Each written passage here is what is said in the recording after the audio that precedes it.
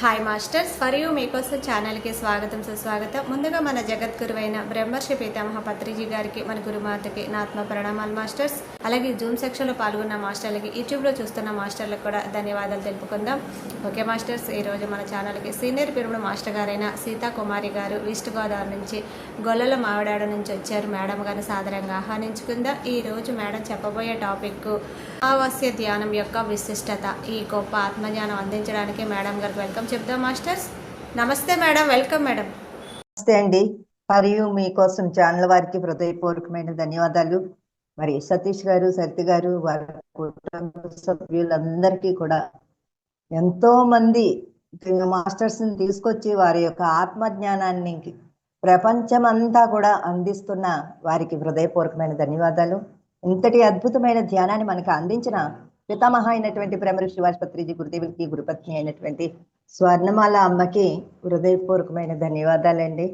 ఈరోజు అమావాస్య విశిష్టత గురించి తెలుసుకుని అమావాస్య ధ్యానము గైడెడ్ మెడిటేషన్ చేద్దామండి.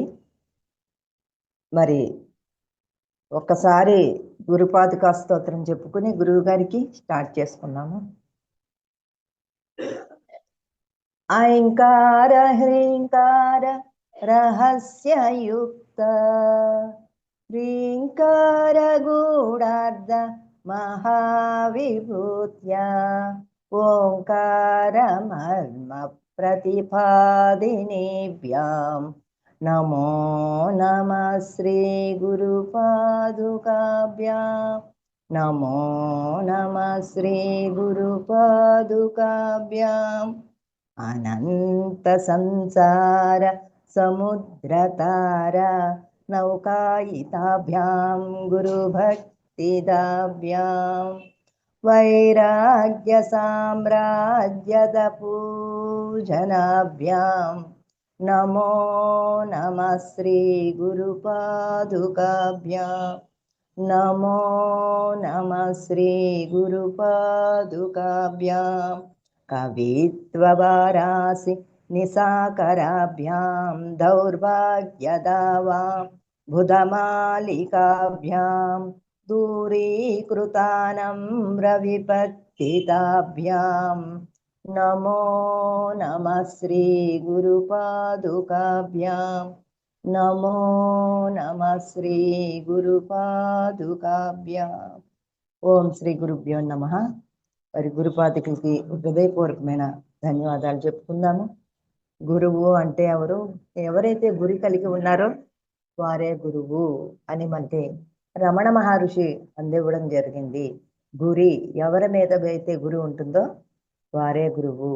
అందుకనే నీ శ్వాసే నీ గురువు అన్నారు మన గురుదేవులు. మరి ఏ గురువుల పాదాలు పట్టవలసిన పనే లేదు. సమస్త బ్రహ్మ విద్యం కూడా మన అంతరంగంలోనే దాగి ఉంది. మనందరికీ అనంతమైన శక్తి కుండలిని శక్తిలో నిక్షిప్తమై ఉంది. మరి ఆ కుండలిని శక్తిని జాగృతం చేసుకోవాలంటే ఈ అమావాస్య ధ్యానము ఎంతో ఎంతో ఉపయోగం కలుగుతుంది.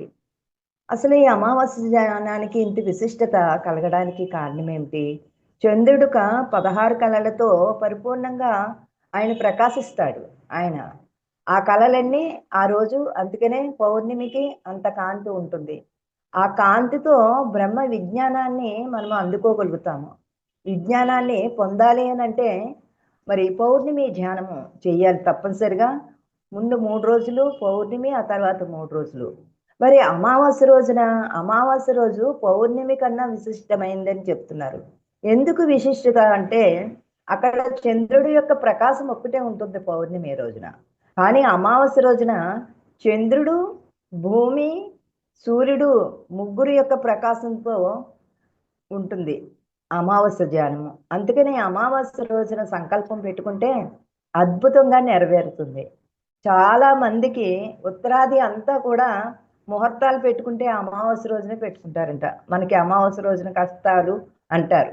ఎందుకు అంటే అమావాస్య రోజున 3 శక్తులు ఏకం అవుతాయి కాబట్టి, భూశక్తి, అలాగే చంద్రుడి యొక్క శక్తి, సూర్య భగవానుడి యొక్క శక్తి, 3 శక్తులు ఎప్పుడైతే ఏకమవుతుందో ఆ సంకల్పానికి శక్తి పెరుగుతుంది. ఏది అనుకున్నా. అలాగే క్షుద్ర పూజలు చేసేవాళ్ళు కూడా అమావాస్య రోజునే పూజలు చేస్తారు. వాళ్ళకి ఖచ్చితంగా నెరవేరుతుంది. ఎందుకంటే ఆ శక్తిని మనం ఎలా వాడుకుంటే అలా దానికి ఉపయోగపడుతుంది. మనం ఆధ్యాత్మికంగా వాడుకుంటే ఆధ్యాత్మికంగా ఉన్నతిగా ఎదుగుతాము. అలాగే క్షుద్ర పూజలు చేస్తే క్షుద్ర శక్తుల ద్వారా అవి నెరవేరినా కానీ వాళ్ళని ఎప్పుడో ఒకప్పుడు నాశనం చేయడానికి అవి పొంచి ఉంటాయి ఆ శక్తులు. అందుకని వాటి జోలికి మనం వెళ్ళం కాబట్టి ఎందుకు ఆ క్షుద్ర శక్తుల గురించి కూడా చెప్పుకుంటున్నామంటే అమావాస్యకే అంత శక్తి ఉంది. అందుకనే గుళ్ళో పూజలు చేయించుకునేటప్పుడు కూడా మనం కార్తీక మాసంలో సోమవారం అంటే చాలా ఇష్టపడుతూ ఉంటాం. కానీ గుళ్ళో మనకు పూజలు పూజలు చేసే పంతులు గారులు వాళ్ళు సోమవారం ఏం చేసుకోరండి, పౌర్ణమి చేసుకోరు. ఒకసారి నేను అడిగాను, మీరు మా అందరికీ మంచి రోజులప్పుడు చేసుకుంటే చాలా మంచిది, పుణ్యం వస్తుంది అని సోమవారం పౌర్ణమి చేయిస్తారు కదా, మరి మీరు ఎందుకు చేసుకోరు అప్పుడు అంటే ఆయన ఒకటే అన్నారు, అమ్మా 365 రోజులు కూడా మంచి రోజులే, ఇందులో చెడు రోజులు అంటూ ఏమీ లేవు. కానీ సోమవారం పౌర్ణమి రోజుల్లో అయితే మీలాంటి వాళ్ళకి నమ్మకం కదా, ఆ రోజుకు మాకు ఖాళీ లేకుండా వచ్చేస్తారు జనాలు. అప్పుడు మేము పూజ చేసుకోవాలంటే మాకు ఎలా కుదురుతుంది, మాకు ప్రశాంతత ఉండదు.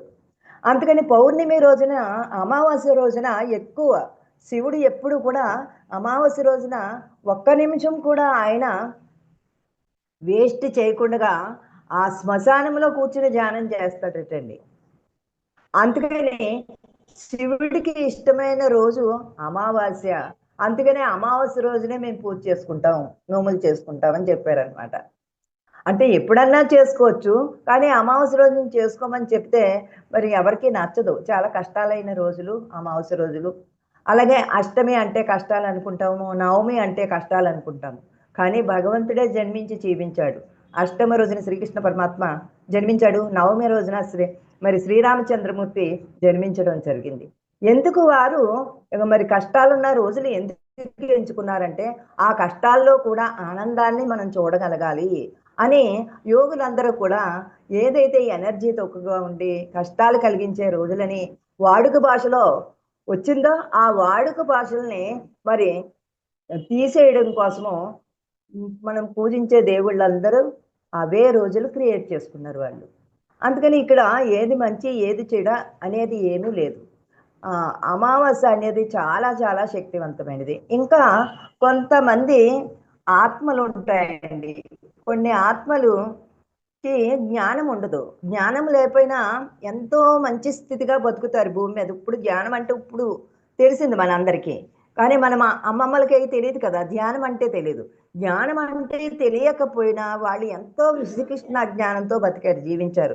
అందరికీ సహాయం చేయాలని, అందరూ మంచి చెడుల్లో పాలు పంచుకుంటూ వాళ్ళకి సహాయం చేసే తత్వంతో మంచి గుణాలతో జీవించిన వాళ్ళు ఎంతో మంది ఉన్నారు.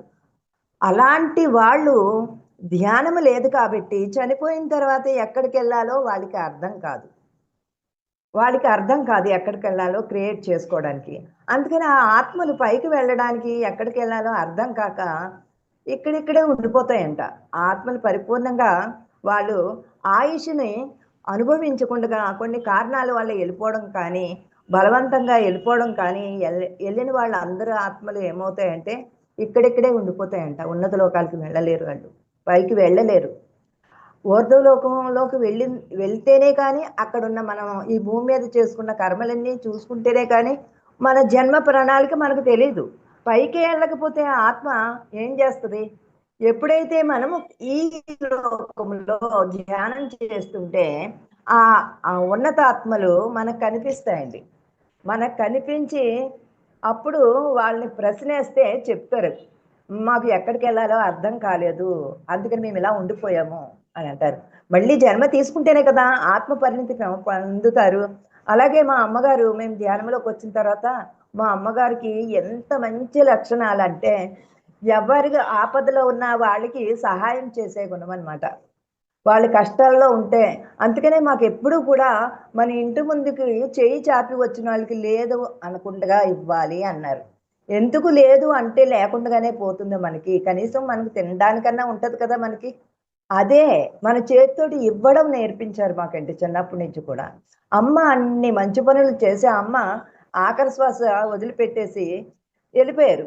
వెళ్ళిపోయిన తర్వాత అప్పుడు ఆ టైంలోనే అది కొన్ని రోజులకు చనిపోతారనగా మేము ధ్యానంలోకి రావడము, పిరమిడ్ కూడా కట్టడం అన్నీ జరిగాయి. అప్పుడు మా వారు కూర్చుంటే మా అమ్మ సోల్ కనిపించిందంట. "అమ్మ ఏంటి మీరిలా తిరుగుతున్నారేంటి ఇక్కడ? మీరు పైలోకానికి వెళ్ళలేదంటే" "ఎ ఎలాగెళ్ళాలో నాకు తెలియలేదు బాబు" అని అన్నారంట. అప్పుడు ఈయన వెంటనే ధ్యానంలో కూర్చోపెట్టి, "మీరు మళ్ళీ పైకి వెళ్ళాలి. మీ యొక్క రికార్డులు అక్కడ ఆకాశిక రికార్డులుంటాయి. అయి చూసుకొని మళ్ళీ జన్మ తీసుకోవాలి. ఎందుకంటే మీరు ధ్యానం చేయలేదు కదా! ఈ జన్మలో ధ్యానం చేయలేదు. ఎన్నో మంచి పనులు చేశారు. ధ్యానం చేయలేదు. అందుకని మీ గురించి మీరు తెలుసుకోలేదు కాబట్టి, మీరు మళ్ళీ జన్మ తీసుకొని భూమి మీదకొచ్చి ధ్యానం చేసి, ఆ ధ్యానాన్ని అందరికీ పంచి ఉన్నతిలోకి వెళ్ళండి. మీ సోలు ఎంతో ఉన్నతమైందే అని చెప్పగానే ఆవిడ వెంటనే జన్మ తీసేసుకున్నారట. ఒక మగ పిల్లవాడంటే చాలా ఇష్టము. అందుకని మగ పిల్లవాడికి ఆ జన్మ తీసుకుని బ్రాహ్మణ కుటుంబంలో పుట్టి చిన్నప్పటి నుంచి వేదం నేర్చుకుని, మరి ధ్యానం చేసి ఆ అమ్మ యొక్క జన్మ ప్రణాళిక పూర్తి చేసుకొని పైకి వెళ్ళారట. అవన్నీ ఎప్పుడు జరుగుతాయి అంటే అమావాస్య శక్తితో ఆ ఆత్మల్ని ఉన్నతపరచడానికి బాగా ఉపయోగపడుతుందట అమావాస్య శక్తి. అందుకని మనకి పత్రిసారి కూడా ధ్యాన యజ్ఞాలకి ఎందుకు పెడతారు అంటే, ఆ ధ్యాన యజ్ఞాల్లో ఎన్నో ఉన్నతమైన ఆత్మలు పైకెళ్ళకుండా వెళ్ళిపోయిన వాళ్ళు ఎంతో మంది ఆత్మల్ని రిలీజ్ చేసి ఉన్నత లోకాలకు పంపించారట. వాళ్ళ వాళ్ళందరూ మళ్ళీ పరిణితి చెందాలి కదా! పరిణితి చెందకపోతే వాళ్ళు జన్మ తీసుకోకపోతే పరిణితి చెందరు కదా! అందుకని ఈ ధ్యానము అమావాస్య రోజున అలాంటి ఉన్నత ఆత్మల్ని పైకి పంపించి వాళ్ళు మళ్ళీ జన్మ ప్రణాళికి ఈ ఒక దారిని చూపించే గొప్ప సమయము అమావాస్య ధ్యానం. అమావాస్య ధ్యానం చేసినప్పుడు అలాగే జగదీశ్వరి మేడం మీరు మాడుగులు వెళ్ళారు. జగదీశ్వరి మేడం చూసుండ్రు. కానీ గొల్లల మామిడాడ వాళ్ళ అమ్మగారు ఊరు. అదే వాళ్ళది పెద్దది అది రాజావారి కుటుంబంలాగా పెద్ద కుటుంబం అన్నమాట వాళ్ళది. Royal family. అంత గొప్ప డబ్బున్న వాళ్ళు వాళ్ళు. అయితే వాళ్ళ కుటుంబీకుల్లో చాలా మంది బలవంతంగా చనిపోయిన వాళ్ళు, అలాగే అర్ధాంతరంగా చనిపోయిన వాళ్ళు, వాళ్ళందరూ ఆ ఇంటిలోనే ఏలబడి ఉన్నారట ఆత్మలు. ఆ పాతింట్లో. అలాగే ఏలబడి ఉంటే ఎవ్వరికీ కూడా కొత్త వాళ్ళకి నిద్ర లేకుండా చేసేసేవారంట వాళ్ళు. ఏం చేతంటే అజ్ఞాన స్థితిలో అలాగా ఏలబడి ఉన్న వాళ్ళందరిని ఒకసారి మమ్మల్ని అందరినీ తీసుకెళ్ళి 3 గంటలు అమావాస్యకి 3 గంటలు అక్కడ ధ్యానం చేశాం. ధ్యానం చేస్తే ఆ మేడంకి ఆళ్ళ తాతలు, ముత్తాతలు, మేనమామలు అందరూ కనిపించారంట. కనిపించి వాళ్ళ ఆత్మలకి మరి ఉన్నత స్థానం కల్పించి మేము ధ్యానం చేసి రావడం జరిగింది. అది కొంతమందికి శక్తి, ఎనర్జీ తక్కువుంటే ఆ నెగెటివ్ శరీరానికి ఒళ్ళు నొప్పులయి వచ్చేస్తాయండి. వాళ్ళు నెగెటివ్ తోటి ఉన్నారు కదా! ఆ నొప్పులకి. అవన్నీ కూడా తీసుకోకూడదండి. ఎప్పుడైతే మన ఎనర్జీ లెవెల్స్ తక్కువుంటే అవి ఆకర్షింపబడిపోతాయి మనకి. అందుకని అవేమీ కూడా ఆకర్షించకుండగా మన శక్తి లెవెల్‌ని పెంచుకోవాలి ముందు. అదే ఓషో గారు కూడా చెప్తారు. మనకి అనంతమైన కుండలిని శక్తి ఉంది. ఆ కుండలిని శక్తిని మేలుకొల్పాలి అంటే మన శక్తి లెవెల్‌ని పెంచుకోవాలి. ముందు శక్తి లెవెల్‌ని పెంచుకుంటే ఒక కాస్మిక్ ఎనర్జీ ధ్యానం చేస్తే వస్తది. అంతకన్నా గొప్ప ఎనర్జీ తోటి ఉంటాయి. ఏంటి? మన జ్ఞానేంద్రియాలు. మన జ్ఞానేంద్రియాల యొక్క శక్తిని మనము పొదుపు చేసుకోవాలి. ఎలా పొదుపు చేసుకోవాలి? అంటే అవసరం ఉన్నప్పుడే మాట్లాడాలి మాటలు. అవసరం లేనప్పుడు ఒక్క మాట కూడా మాట్లాడకూడదు. అందుకనే యోగులందరూ ఎక్కువ మౌనంగా ఉండేవారు. ఎందుకంటే మౌనంలో మన శక్తి అపారంగా సంపాదించుకుంటాము. ఖర్చవ్వదు.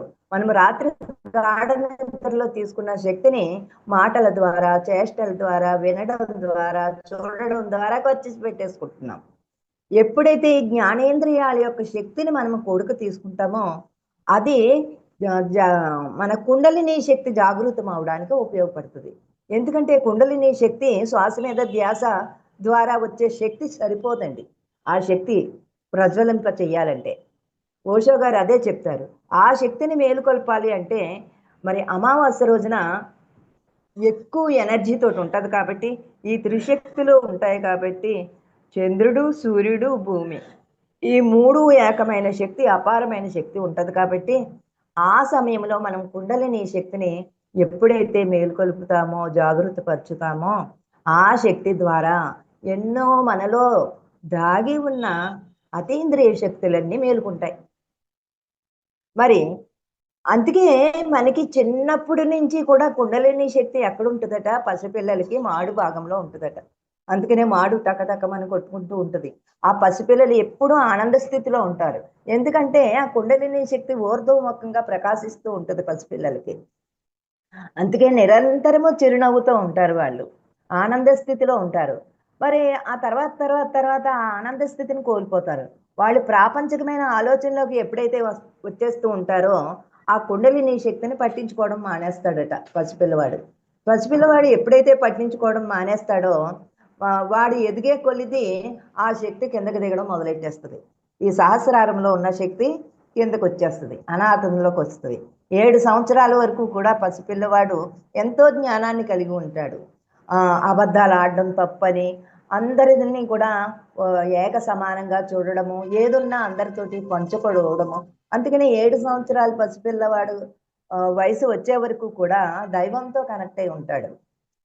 అక్కడి నుంచి స్కూల్‌కి వెళ్ళడము, ఇంట్లో మాటల ద్వారా, చేష్టల ద్వారా, ఉపాధ్యాయుల ద్వారా, విద్యార్థుల ద్వారా అక్కర్లేని విషయాలన్నీ కూడా ఏసుకుంటాడు. భగవంతుడు ఎక్కడున్నాడంటే తన లోపల ఉన్నది మర్చిపోతాడు. బయట వెతకడం మొదలుపెడతాడు. ఆ గుడిలో ఉంది, పూజా మందిరంలో ఉన్నాడు. భగవంతుడని ఎప్పుడైతే బయట వెతకడం మొదలుపెట్టడం మనమే నేర్పిస్తాము. భగవంతుడు ఎక్కడున్నాడంటే అక్కడున్నాడు. మనకే తెలీదు. మన లోపల ఉన్నాడని మనకే తెలీదు. ఇంక మన పిల్లలకేం చెప్తాం? అందుకని భగవంతుడు ఎక్కడున్నాడంటే గుడిలో ఉన్నాడని చెప్తాం. అలాగ మనలో ఉన్న దైవాన్ని మర్చిపోయి బయట వెతకడం మొదలుపెట్టేటప్పటికి ఆ దైవశక్తి ఏమనుకుంటదట, వీడు నన్ను పూర్తిగా మర్చిపోయాడు. ఇంకెందుకు మనం హాయిగా పడుకుందామని మూలాధార చక్రం దగ్గరికి వెళ్ళిపోయి హాయిగా నిద్రపోతుందట. అందుకని అక్కడ పాము రూపంలో ఉండి చుట్టలు చుట్టుకుని నిద్రపోతుంది అని చెప్తారు. మళ్ళీ ఆ శక్తి ఎప్పుడు బయటకొస్తుంది అంటే, ఎప్పుడైతే తనలో ఉన్న దైవ ప్రజ్ఞని మేలుకొల్పుకుంటామో, ఆ యొక్క శక్తితో మనం మళ్ళీ ఊర్ధ్వముఖంగా మనకి ఆ శక్తిని మళ్ళీ సహస్రార చక్రానికి ఏకమైనప్పుడు 1000 రేకులు ఆ శుగునాలతో ప్రకాశిస్తూ ఉంటుందట. మరి ఆ శక్తిని మేలుకొల్పాలి అని అంటే మనం ఏం చేయాలంటే, అందుకనే మరి ఓషో గారు చెప్తారు. ఏమని చెప్తారంటే ఓషో గారు, ఇప్పుడు ఈ పుస్తకాన్ని నేను స్వాధ్యాయం చెప్తున్నానండి. అద్భుతాన్ని, అద్భుతాన్ని సృష్టింతామన్నమాట. అన్వేషించడంలో కుండలిని శక్తి యొక్క అద్భుతాన్ని సృష్టించగలిగే శక్తి మనకుంది. అది ఎప్పుడు మేల్కుంటుందంటే అమావాస్య రోజున ఈ 3 శక్తులతో మన ఇంద్రియ శక్తులను కూడా కూడక తీసుకుని, అది మామూలుగా శ్వాస మీద ధ్యాస పెట్టి కూర్చుంటే ఆ యొక్క శక్తి లేవదు. ఆ శక్తి లేవాలి అనంటే మనలో ఎన్నో ఎన్నో ముద్రలేసుకున్నాము. ఏమిటా ముద్రలంటే భయం. భయమనే ముద్ర. ఆ తర్వాత మనలో కోపం అనే ముద్ర, అసూయ అనే ముద్ర. ఈ ముద్రలన్నీ కరిగించేసుకోవాలి ముందు. ఎప్పుడైతే ఈ ముద్రలన్నీ కరిగించుకుంటామో మనకు శక్తి పెరుగుతది. కానీ ధ్యానం చేస్తున్నాము. ఎక్కడ ముద్రలు అక్కడే ఉంటున్నాయి. ఈ ఒక్క జన్మ ముద్రలే కాదు కదా! ఎన్నో జన్మల నుంచి అవన్నీ తెచ్చుకుంటున్నాం మనం. ఇప్పుడే అరిషడ్ వర్గాల గురించి మేడం చెప్పారు. అవన్నీ అధిగమించాలి. ప్రతీదీ ఎరుగుతూ ఉన్నప్పుడు మాత్రమే మనకి ఏ సందర్భంలో మనకి కోపమొస్తుంది, ఏ సందర్భంలో మనము వాళ్ళ తప్పుల్ని ఎంచుతూ ఉన్నాము, మరి వాళ్ళు ఎప్పుడో తప్పు చేశారని క్షమాతత్వం లేకుండా ఉన్నాము. ఇవన్నీ ఎప్పుడైతే మనలో ఉన్న ఈ అరిషడ్ వర్గాలన్నిటిని జయించి అలాగ ఉన్నానా లేదా అని ఎప్పటికప్పుడు ఎవరినో జడ్జి చేయడం కాదు. మనల్ని మనం జడ్జి చేసుకుంటూ సాధన చేసినప్పుడే మనము ఈ అతీంద్రియ శక్తులన్నీ కూడా మనం అందుకోవాలి అనంటే కుండలిని శక్తి మేలుకోవాలి. ఈ కుండలిని శక్తి మేలుకున్నప్పుడు ప్రెషర్ ఎక్కువ, ఎంత ప్రెషర్‌గా మనము ధ్యానం చేస్తామో, అందుకని ఓషో గారు ఏం చెప్తారంటే, శ్వాస మీద ధ్యాస పెట్టడం కరెక్టే. శ్వాస మీద ధ్యాస ద్వారా ఆలోచన రహిత స్థితికి వస్తాము. కానీ ఆ ప్రెషర్ సరిపోదు. ప్రెషర్‌ని ఇంకా శక్తితో నింపాలి.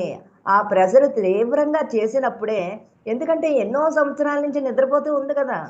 ఆ శక్తిని మేలుకోవాలంటే మామూలు శక్తి సరిపోదు. ఆ ప్రెషర్‌తో లేపాలి. ఎప్పుడైతే ప్రెషర్‌తో లేపుతూ ఉంటామో, అప్పుడు ఇంద్రియాలన్నీ కూడా వా వాటిలో ఎక్కడైతే ముద్రలేసుకొని మనం ఉన్నామో, ఆ ముద్రలు కరగడం మొదలవుతాయి. మనలో భయాలు పోతాయి ముందు.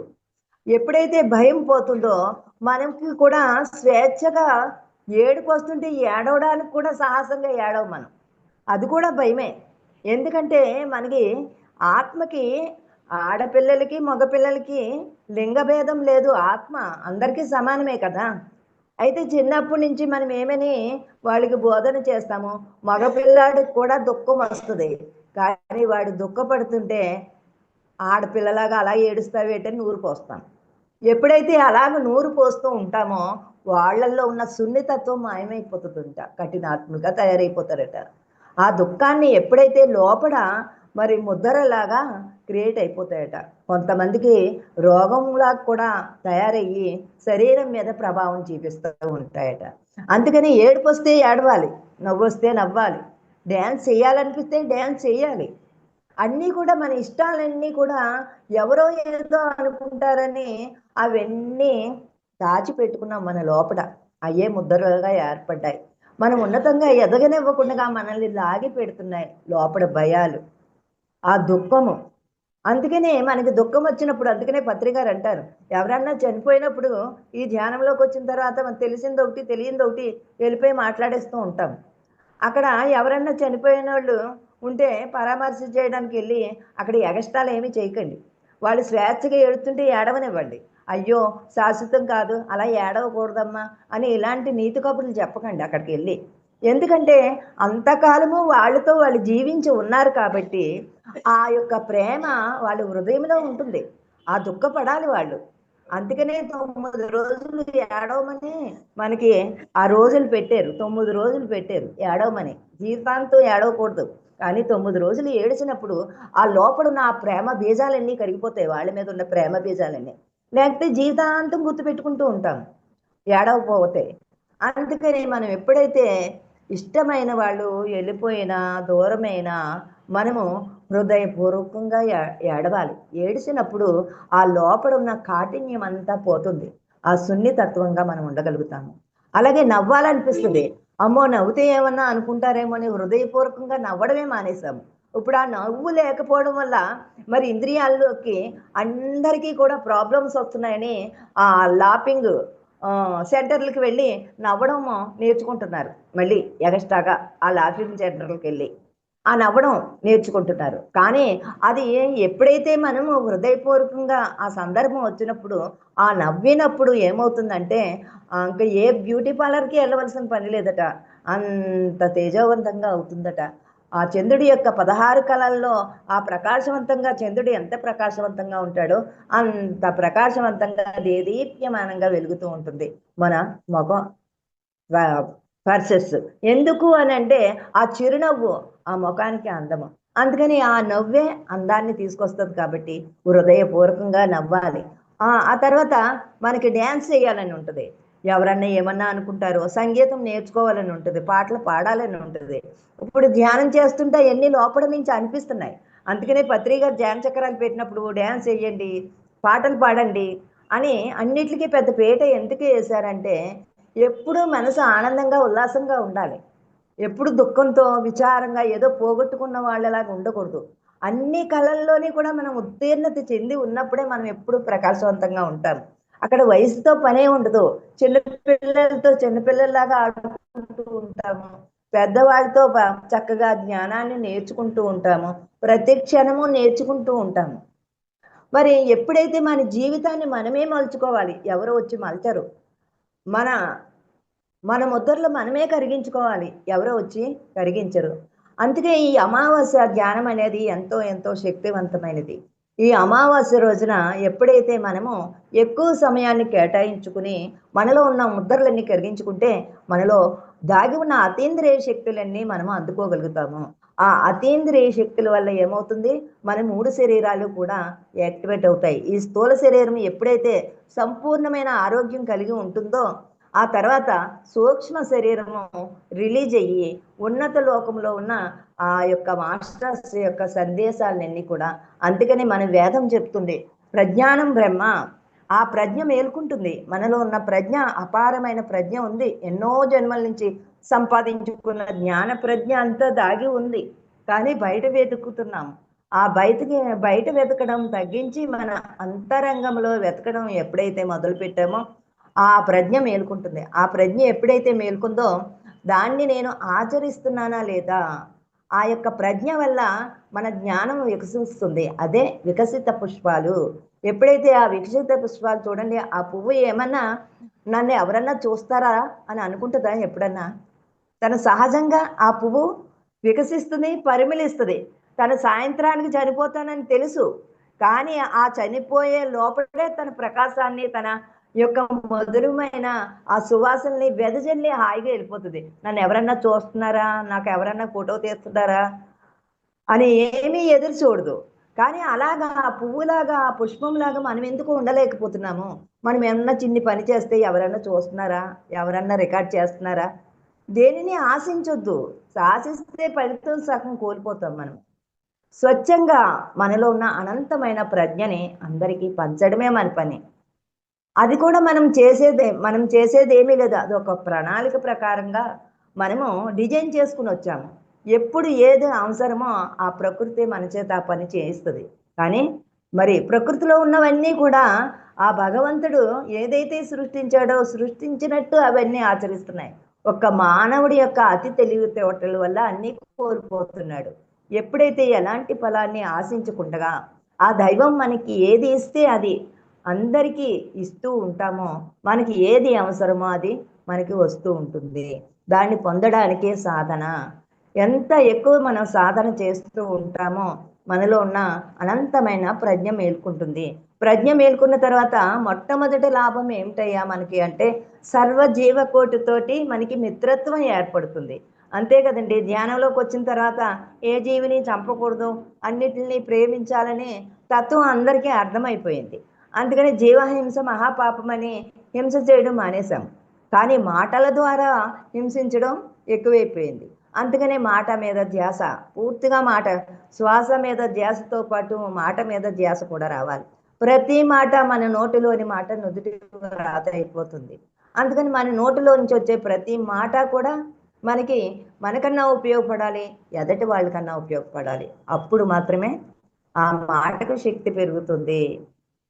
మరి ఎప్పుడైతే మన ఇంద్రియ శక్తిని మనము పొదుపు చేసుకుంటామో ఆ కుండలిని శక్తి మేల్కోవడానికి ఈ అమావాస్య ధ్యానము ఎంతో ఎంతో మనకి సహకరిస్తుంది. ఎంతో శక్తివంతమైనది, ఎంతో సరళమైనది. మరి ఆ చీకటి శక్తులన్నీ కూడా అమావాస్య రోజున చేరుతూ ఉంటాయట. అందుకనే ఆ శివుడు కాపలా కాస్తాడంట. నైట్ అంతా అమావాస్య రోజున కాపలా కాస్తాడట. అందుకనే శివుడితో అనుసంధానం అవుతాము. అమావాస్య రోజున ధ్యానం చేస్తే ఆ శివుడితో అనుసంధానం అవుతాము. శివుడు ఎప్పుడూ కూడా ధ్యానములోనే ఉంటాడు. కళ్ళు మూసుకున్నా, కళ్ళు తెరిచి ఉన్నా. అందుకని ఎప్పుడైతే ఆ శివుడితో మనము మమేకమై ఉంటామో ఆ వైబ్రేషన్‌ని ఖచ్చితంగా మనం పొందుతాము. మనం ఇప్పుడు ధ్యానం చేసుకుందామండి. ఒక 40 నిమిషాలు ధ్యానం చేయిస్తాను. ఓకే. మరి విశేషంగా మనము అమావాస్య ధ్యానం గురించి తెలుసుకున్నాము. అద్భుతమైన శక్తి, సంకల్ప శక్తి కలిగి ఉన్నాము. ఎందుకంటే అమావాస్య రోజున ఎలాంటి సంకల్పం విశ్వ కళ్యాణానికి సంకల్పం పెట్టుకుంటే ఖచ్చితంగా ఆ సంకల్పం నెరవేరుతుంది. మరి అంత శక్తివంతమైంది అమావాస్య. మరి పౌర్ణమి ఏమిటంటే పౌర్ణమి రోజున జ్ఞానము కలుగుతుంది. ఆ ప్రకాశానికి మనలో జ్ఞానము, ఆ ప్రజ్ఞ మేలుకుంటుంది. పౌర్ణమి రోజున ఆ జ్ఞానం అనే ప్రజ్ఞ మేలుకుంటుంది. విశ్వ కళ్యాణానికి పెట్టే సంకల్పాలన్నీ కూడా అమావాస్య రోజున సిద్ధి జరుగుతుంది. సిద్ధింప చేస్తుంది. మనం పరిశుద్ధంగా ఉన్నప్పుడు మనకి సిద్ధులన్నీ నెరవేరుతాయి. ఆ నెరవేరే సమయము అమావాస్య.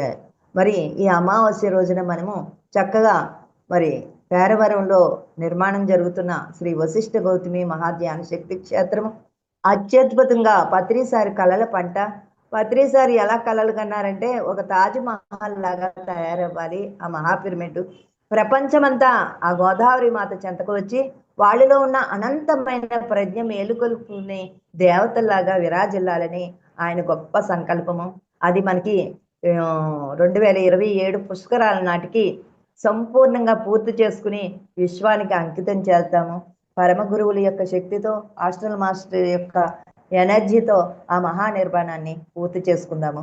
మనకి ఎప్పటికప్పుడు మరి వాటికి కావలసిన వనరులు, ఆర్థిక సహాయము అందుతోంది, అందుతోంది, అందుతోంది. తదాస్తు, తదాస్తు, తదాస్తు.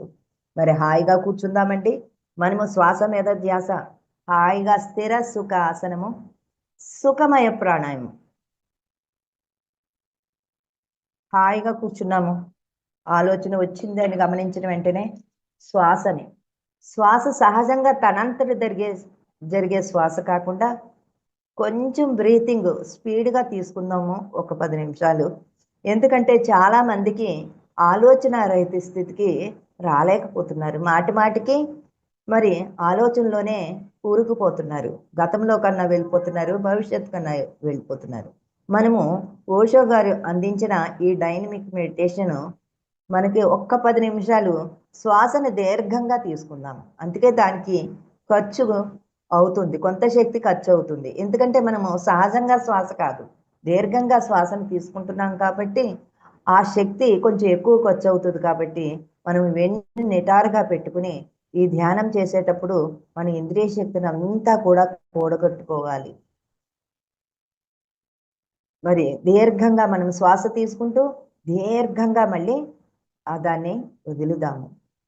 సహజంగా శ్వాసని దీర్ఘంగా తీసుకుందాము. సహజంగా జరిగే శ్వాసని కొంచెం దీర్ఘంగా తీసుకుందాము. ఒక్క 10 నిమిషాలు మాత్రమే.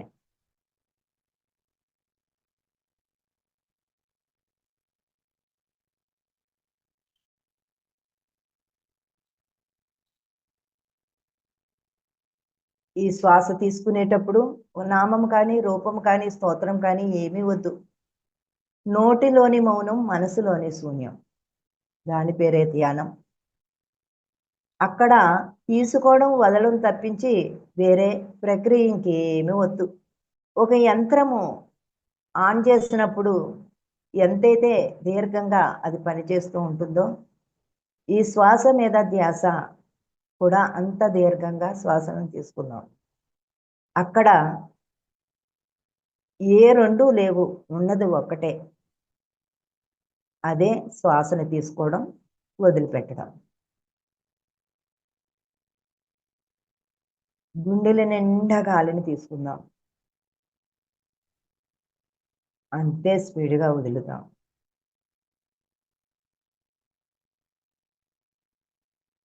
మళ్ళీ అదే ప్రక్రియ. ఒక్క 10 నిమిషాలు మాత్రమే.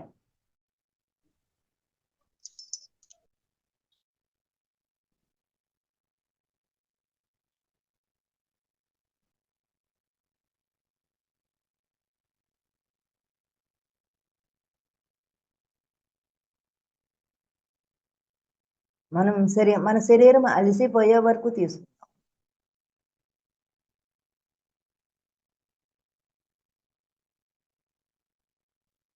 ఒక్క 10 నిమిషాలు మాత్రమే.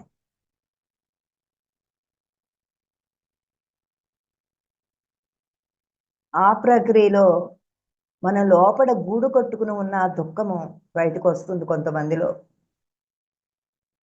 ఎవరికైతే గూడు కట్టుకుని ఉందో, ఎన్నో జన్మల నుంచి ఆ దుఃఖమంతా రిలీజ్ అవుతుంది. దుఃఖమస్తే దుఃఖపడండి.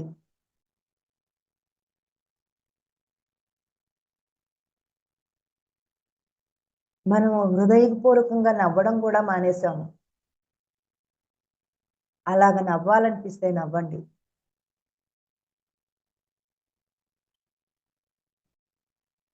దీర్ఘంగా శ్వాస తీసుకుంటున్నాము. దీర్ఘంగా వదులుతున్నాము.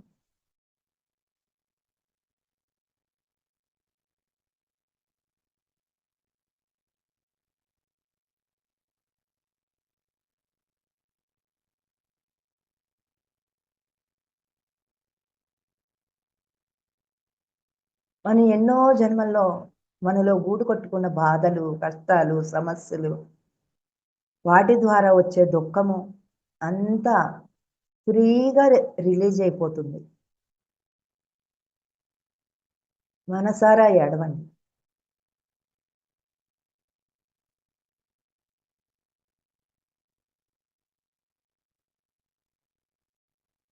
సంతోషమొస్తే సంతోషాన్ని ప్రకటించండి. ఆనందాన్ని అనుభూతి పొందండి.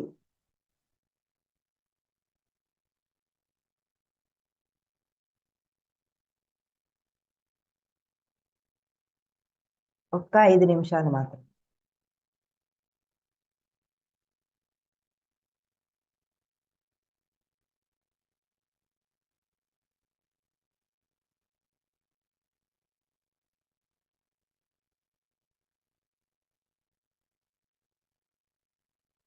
ఈ 10 నిమిషాలు దీర్ఘంగా ఎప్పుడైతే శ్వాసను తీసుకుంటూ దీర్ఘంగా వదులుతూ ఉంటామో, మనలో గూడు కట్టుకున్న ఉన్న ఆ దుఃఖము, ఆ కష్టాలు, ఆ సమస్యలు అన్నీ రిలీజ్ అయిపోతాయి.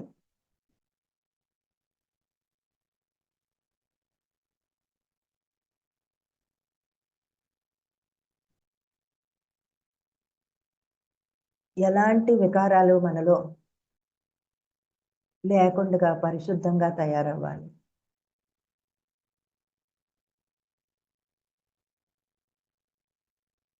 మనలో ఉన్న అజ్ఞానం అనే చీకట్లన్నీ కరగాలి.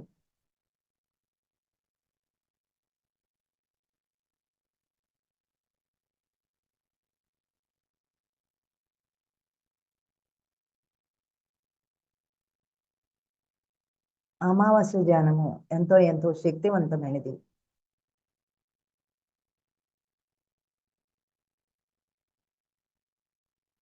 సూర్య భగవానుడు, చంద్ర భగవానుడు, భూమాత ముగ్గురు కలిసిన సమయమే అమావాస్య.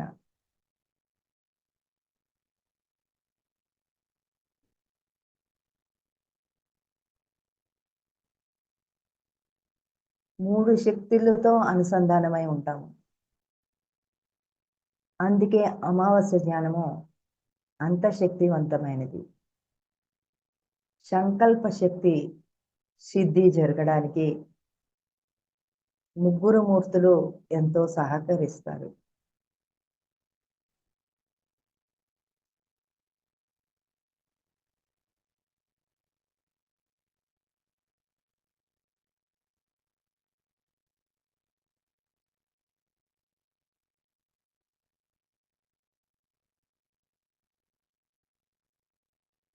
మనలో హృదయపూర్వకంగా ఆ ప్రేమ అనే బీజాలు ప్రకాశవంతం అవుతాయి.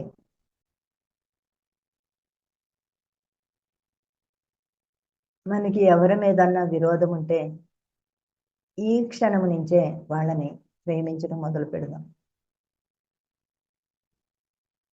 ఆ ప్రేమ తరంగాల వల్ల మనలో కూడు కట్టుకుని ఉన్న ఆ నెగిటివ్ ఎనర్జీ అంతా కరిగిపోతుంది. వాళ్ళని క్షమించడం వల్ల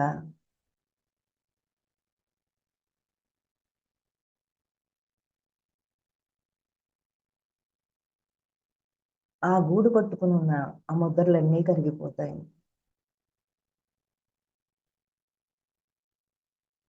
మనలో కఠినాత్మకంగా ఉన్న ఆ ప్రేమ ప్రకాశవంతంగా అవుతుంది.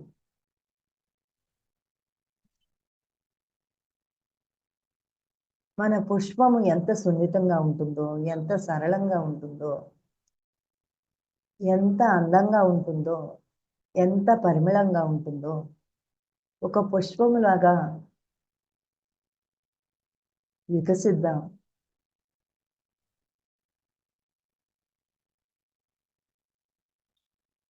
సహజంగా ఆ పరిమళాన్ని అందిస్తూ ఉంటుంది. ఆ పుష్పం సహజంగా వికసిస్తుంది. దేనికోసమో అది ఎదురు చూడదు. ఆ సహజత్వాన్ని మనలో పెంపొందించుకున్నాం. ఒక్క 2 నిమిషాలు దీర్ఘంగా శ్వాసని తీసుకుందాం. దీర్ఘంగా వదులుదాం.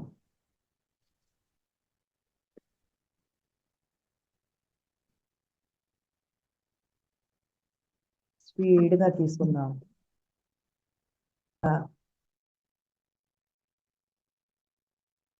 సహజ శ్వాసని గమనించండి. పూర్తిగా ఆలోచన లేని స్థితిలో ఉంటూ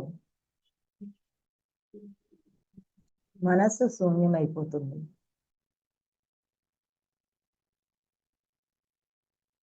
ఎప్పుడైతే మనసు శూన్యం అవుతుందో విశ్వమయ ప్రాణశక్తి అపారంగా తీసుకుంటున్నాం. అక్కడ ఏ శ్వాస లేదు, ఏ ఆలోచన లేదు, పూర్తిగా శూన్యం అయిపోయింది.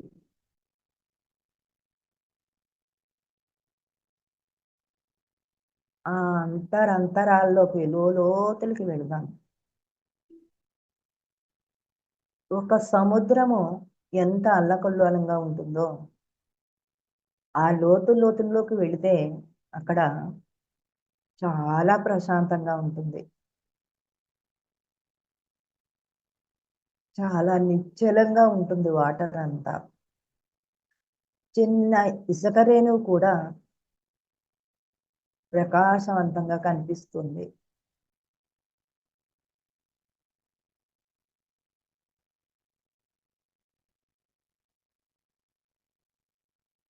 ఒక బొగ్గు వజ్రంగా మారాలి అని అంటే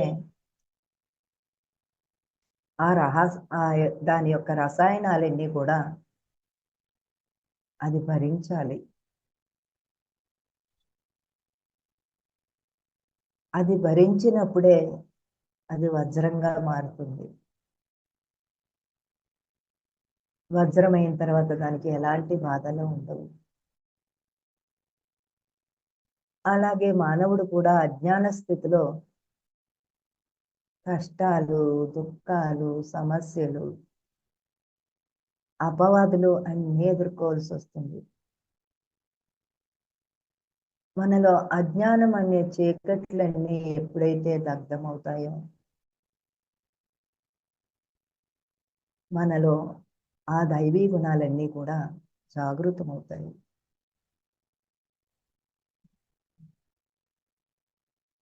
దైవీ గుణాల ద్వారా మాత్రమే బ్రహ్మానందాన్ని పొందుతాం. అవధులు లేని ప్రేమని అందుకుంటాం.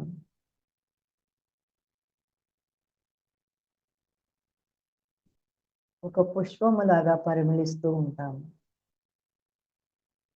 మనలో సున్నితత్వము, సౌందర్యవంతము, సరళత్వం ఇవన్నీ దైవీ గుణాలు. మన మాటని మంత్రముగా, మన మాంసపిండము మంత్రపిండముగా తయారవుతుంది.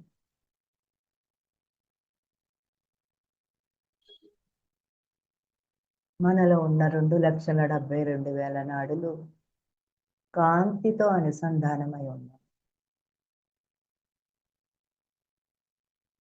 కాంతి శరీరధారులుగా మారుతున్నాం.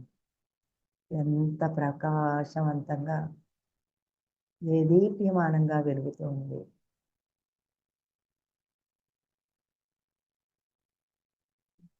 మనలో ఉన్న కుండలిని శక్తి ఒక జ్యోతిలాగా ఆ జ్వాల నాలుగు చాపుకుంటూ సహస్రారాన్ని చేరుకుంటుంది.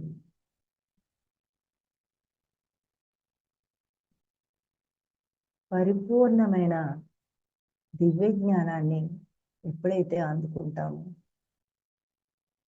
అప్పుడే కుండలిని శక్తి మేల్కొంటుంది. ఆ శక్తి ద్వారా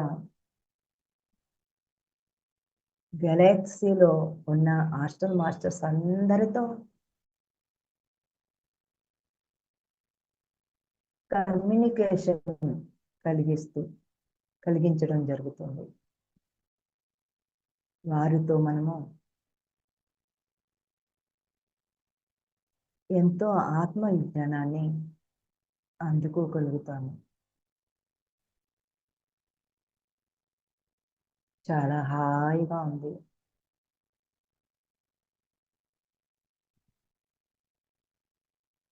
శ్వాస పూర్తిగా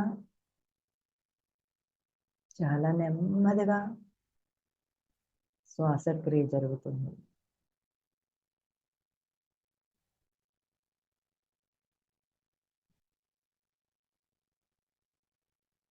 శరీరం అంతా చాలా తేలికగా దూది పింజిలాగా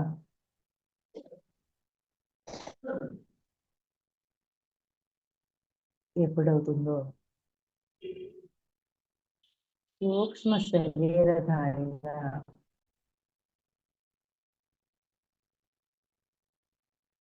ఉన్నత లోకాలతో కనెక్షన్ ఏర్పరచుకుంటాము.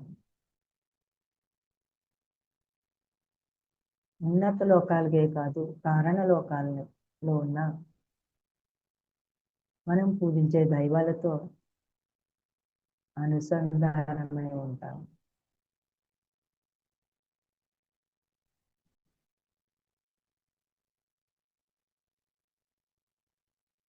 ఈ ఈ బ్రహ్మాండంలో ఏదైతే ఉందో సమస్తము ఈ పిండాండంలో నిక్షిప్తమై ఉంది. సకల జీవకోటితో మిత్రత్వాన్ని కలిగి ఉంటాం.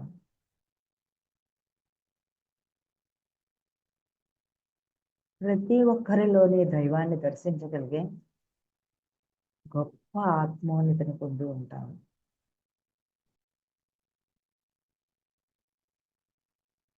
ప్రతి ఒక్కరూ ఆ దైవం నుంచి వచ్చిన ఆ దివ్య ఆత్మస్వరూపమే.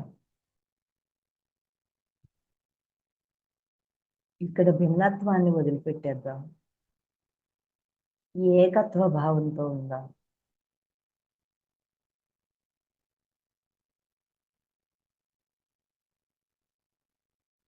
వాళ్ళు వేరే, వీళ్ళు వేరే, నేను వేరే, ఇన్ని లేవు. ఉన్నది ఒకటే పదార్థం, అదే దైవ పదార్థం, అదే ఆత్మ పదార్థం. అందరిలోని నడిపించే ఆ చైతన్య శక్తి ఒక్కటే.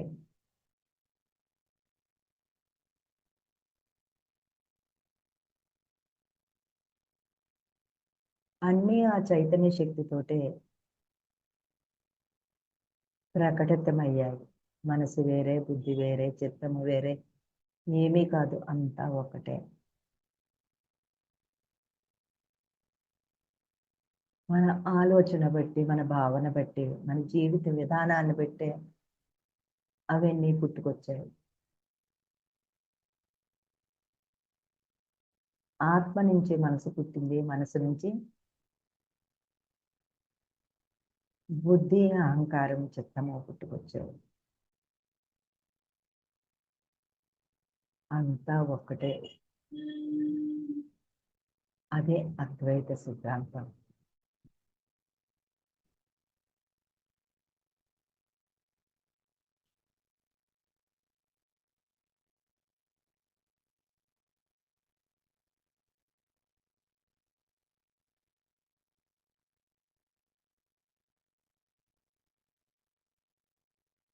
మన అంతరంగంలో ఏం జరుగుతుందో ఒక సాక్షిలాగా గమనించండి.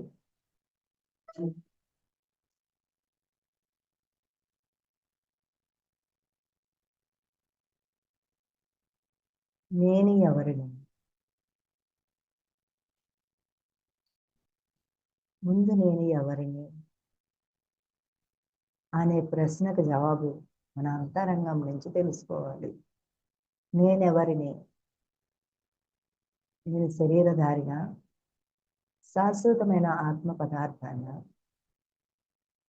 క్లారిటీగా మన అంతరాత్మ నుంచి ఆ సందేశము మనం విన్నప్పుడే మనం పూర్తిగా ఆ విధంగా జీవించడానికి ప్రయత్నం చేస్తాము. ముందు నేనెవరిని? పూర్తి క్లారిటీతో మనకి మన అంతరంగం నుంచి సమాధానం రావాలి. అది ప్రతి ఒక్కరికి వస్తుంది. విశ్వసించండి, మనల్ని మనం నమ్ముదాం. మన మీద మనకి పూర్తి విశ్వాసం కలిగి ఉందాం. మనం సగం సగం చేసి ఫలితం రావట్లేదని ఆలోచనలకు వెళ్ళిపోతాము. అందుకే పూర్ణమదం పూర్ణమిదం పూర్ణాత్ పూర్ణముదచ్యతే పూర్ణాత్ పూర్ణముదచ్యతే పూర్ణమా మావేవ. ఎప్పుడైతే పూర్ణంగా కలిగి ఉంటామో ఆ సంపూర్ణత్వాన్ని అనుభవపూర్వకంగా పొందుతాము.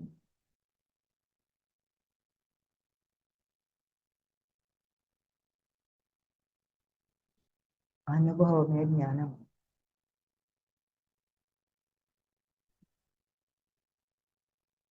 మరికొద్ది సమయం మాత్రమే అద్భుతమైన అమావాస్య ధ్యానంలో నిమగ్నమై ఉన్నాం.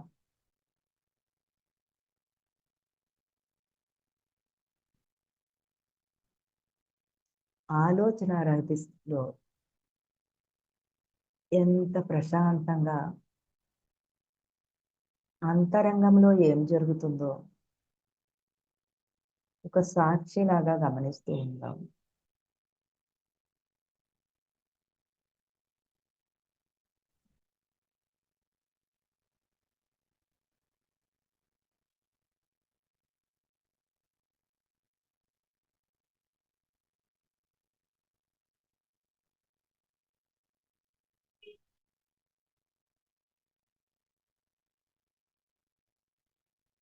ఉన్నది ఒకటే దైవ పదార్థం. దాని నుంచి వచ్చిన ఆత్మ సకలాలమే మనమందరం. ఒక్కొక్కళ్ళము ఒక్కొక్క చైతన్యంతో భూమి మీద జన్మ తీసుకున్నాం. ఎవరి ప్రణాళిక వారిది.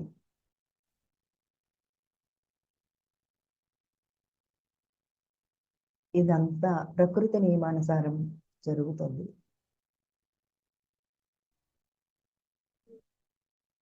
అందుకే దైవం అంటే ఎన్ని రూపాల్లో ఉన్నారు అంటే రమణ మహర్షి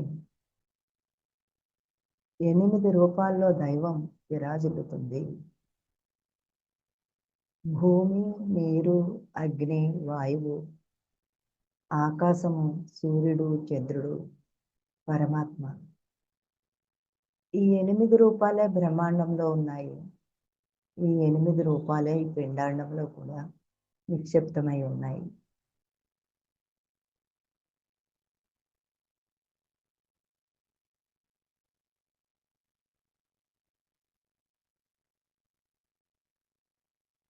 ఆ లోతులకు వెళ్ళినప్పుడే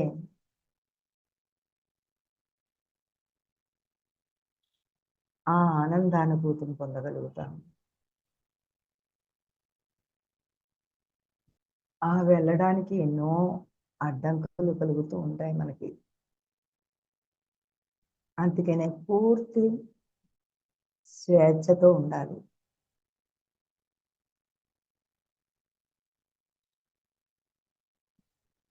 అన్ని మూలల నుంచి పొంచుకుని ఉన్న ఆ చీకటి శక్తుల యొక్క ప్రభావాలన్నిటినీ కూడా ఈ జ్ఞానం అనే అగ్నితో దంతం చేద్దాం.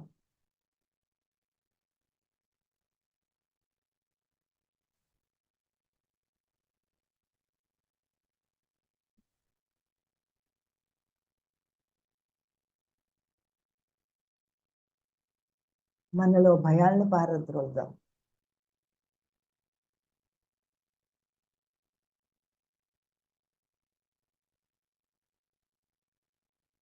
పెద్ద శత్రువు, భయం అనే శత్రువుని పూర్తిగా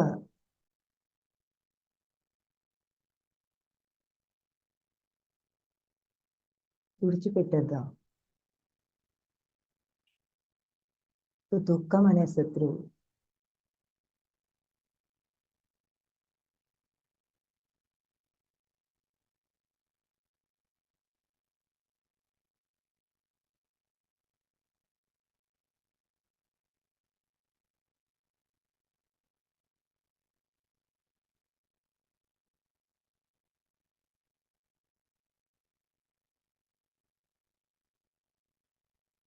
ప్రకృతితో మమేకమవుతాం.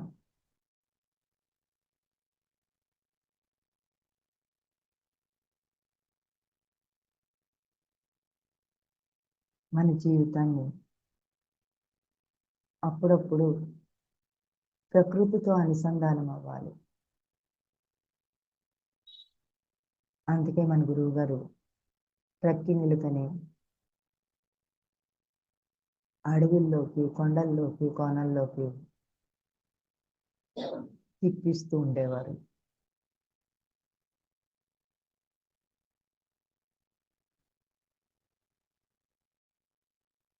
అప్పుడే ప్రకృతితో అనుసంధానమైనప్పుడే మనలో ప్రకాశం ప్రకటితమవుతుంది.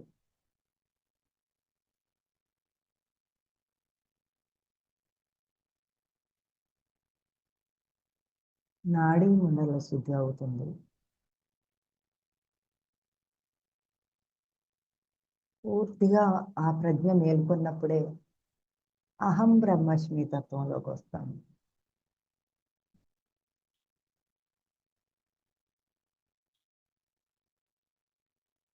అహం బ్రహ్మస్మి అంటే నేనే దైవం. మరి ఆ దైవంలో నేను మారేనా? ఆ మారడానికి నాకు ఆటంకపరిచే ఇంకా ఏమున్నాయి అని అప్పటికప్పుడు మనల్ని మనం జడ్జి చేసుకుంటూ ప్రతి క్షణము ఎరుకతో ఉన్న స్థితి నుంచి ఉన్నతంగా ఎదగడానికి ప్రయత్నం చేస్తూనే ఉండాలి. మనం నేర్చుకున్నది చాలా చాలా నీటి బొట్టంత మాత్రమే. అనంతమైన విజ్ఞానము అందరి దగ్గర నుంచి ప్రతి క్షణము నేర్చుకుంటూనే ఉండాలి. ప్రతి క్షణం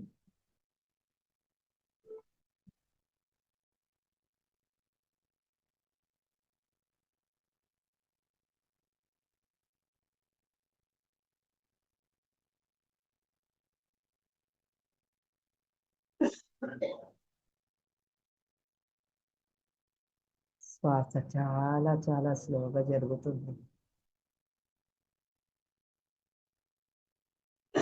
చాలా ప్రశాంతంగా ఉంది.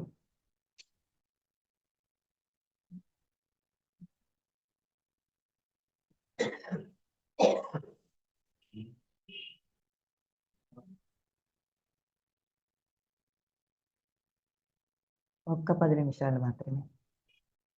ఎవ్వరూ కళ్ళు తెరవద్దు.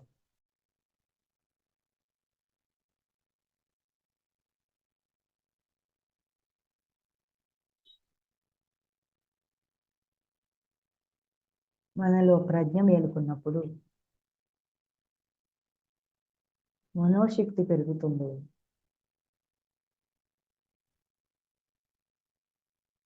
భూమాత నుంచి భూశక్తిని తీసుకుంటాము. విశ్వమయ ప్రాణశక్తి అపారంగా నాడీ మండల శుద్ధి జరుగుతుంది. మనలో ఉన్న కుండలిని శక్తి ద్వారా ఆత్మ విజ్ఞానాన్ని పొందుతాము.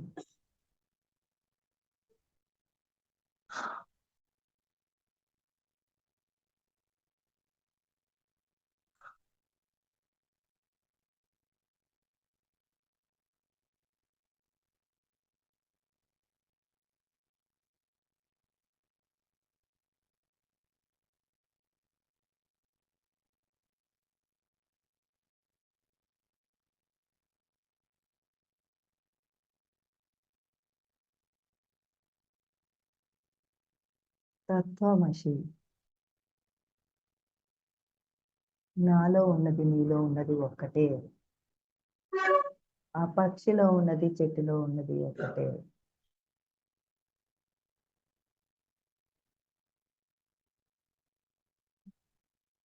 ఏకత్వ భావంతో, సమానతత్వంతో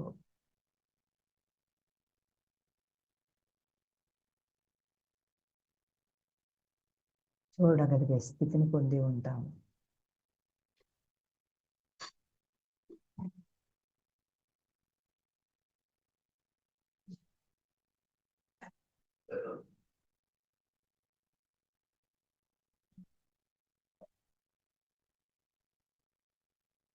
మన గురుదేవులు ఏదైతే ఇచ్చారో ధ్యానం, స్వాధ్యాయము, సజ్జన సాంగత్యం.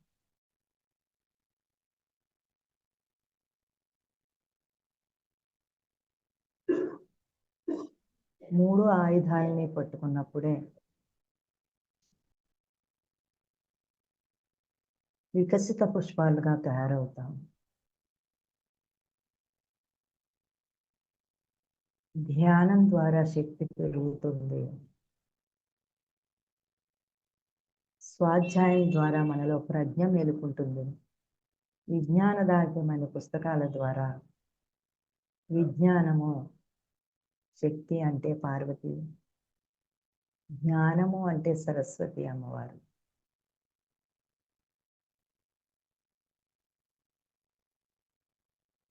సజ్జన సాంగత్యము, సేవాతత్వము, అదే లక్ష్మీతత్వము. ముగ్గురు అమ్మల యొక్క కలయిక, అదే సంబల సంబల ఎనర్జీ. సంబలాలో ముగ్గురు అమ్మలు కొలువై ఉంటారు. మూడు శక్తులు ఎప్పుడైతే కనెక్ట్ అవుతామో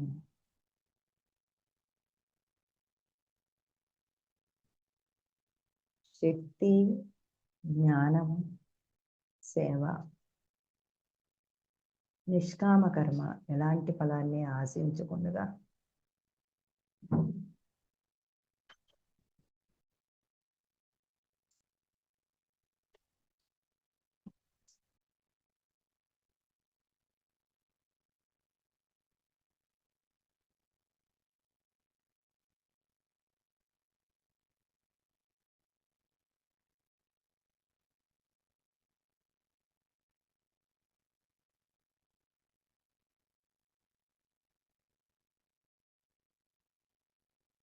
ఆ కాంతి వాసులు, ఆ ప్లేడియన్స్ మనకి కాంతిని ప్రసరింప చేస్తున్నారు.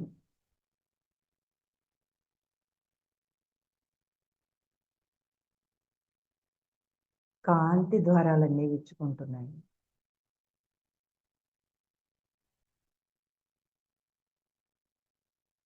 ఈ భూమి మీద ఉన్న ప్రతి ఒక్కరూ కాంతితో అనుసంధానమైనప్పుడే భూమండలం అంతా కాంతిమయమవుతుంది.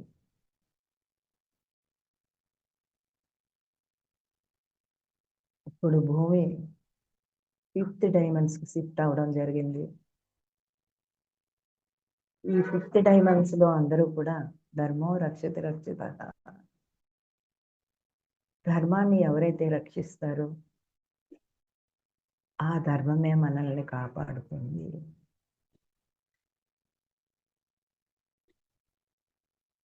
ప్రతి ఒక్కరిలో ఉన్న ఆ దివ్య ప్రజ్ఞని మేలుకొల్పడమే మనం చేసే ప్రయత్నం. దానివల్ల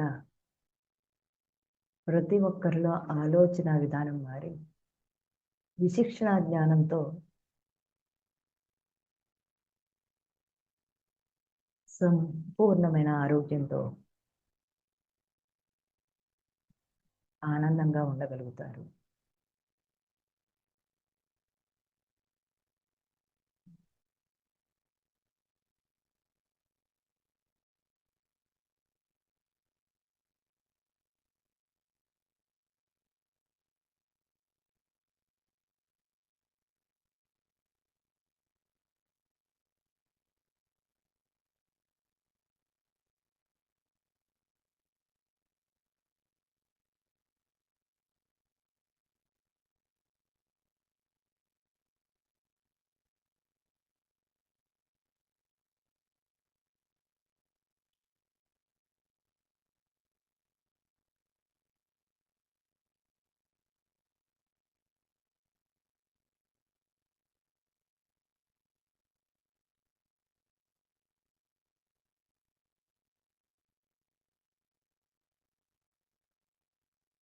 గెలాక్సీలో కాంతి ద్వారాలన్నీ కూడా తెరుచుకోవడం జరిగింది.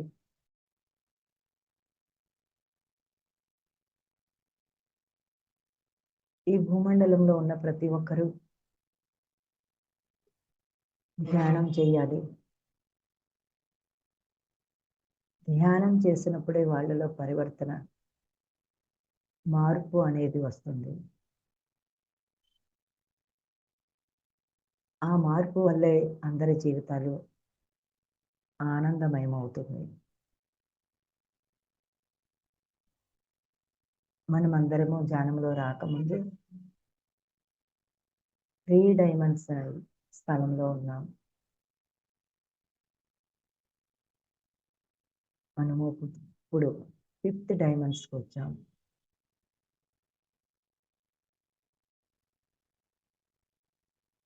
మనం మలుచుకుంటే మన జీవితం అతి తొందరగా దైవాలుగా మారడానికి ఈ భూమండలానికి ఎంతోమంది హాస్టల్ మాస్టర్స్ యొక్క సహాయ సహకారాలు అందరికీ అందుతున్నాయి. ఎవరికి ఏది అవసరమో అందివ్వడానికి మాస్టర్స్ అందరూ సిద్ధంగా ఉన్నారు. Hostel pyramids, golden pyramids, crystal pyramids మన శరీరానికి ఎలాంటి ఇబ్బంది లేకుండా ఆ విశ్వం నుంచి వచ్చే ఆ విశ్వశక్తితో అనుసంధానం అవడానికి వారు అంతగా మనకి సహాయాన్ని అందివ్వడానికి సిద్ధంగా ఉన్నారు.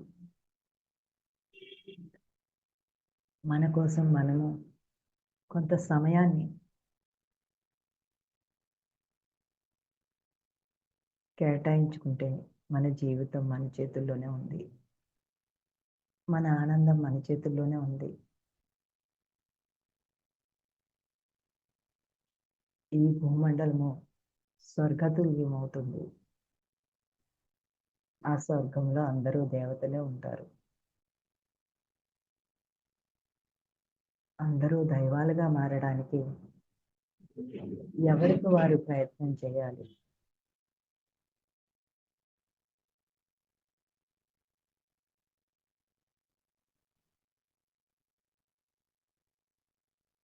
ఓకే అండి. 2 చేతులు విప్పి 2 కనురెప్పల మీద పెట్టుకున్నాము. 5, 4, 3, 2, 1, 0. నెమ్మదిగా అరచేతులు చూస్తూ కరాగ్రే వసతే లక్ష్మి, కరమధ్యే సరస్వతి, కరమూలే భవేత్ గౌరీ, మధ్యాహ్న సమయే కరదర్శనం.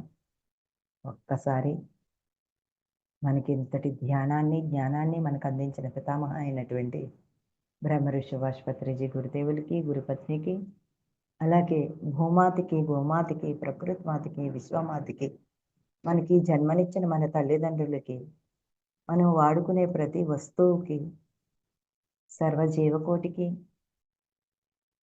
అనంతకోటి విశ్వాలకి, పరమ గురువులందరికీ, సప్త ఋషులకి, జూమ్ సెక్షన్లో ప్రత్యక్షంగా పరోక్షంగా ఉన్న యూట్యూబ్ని వీక్షిస్తున్న ప్రేక్షకులందరికీ హృదయపూర్వకమైన ధన్యవాదాలు.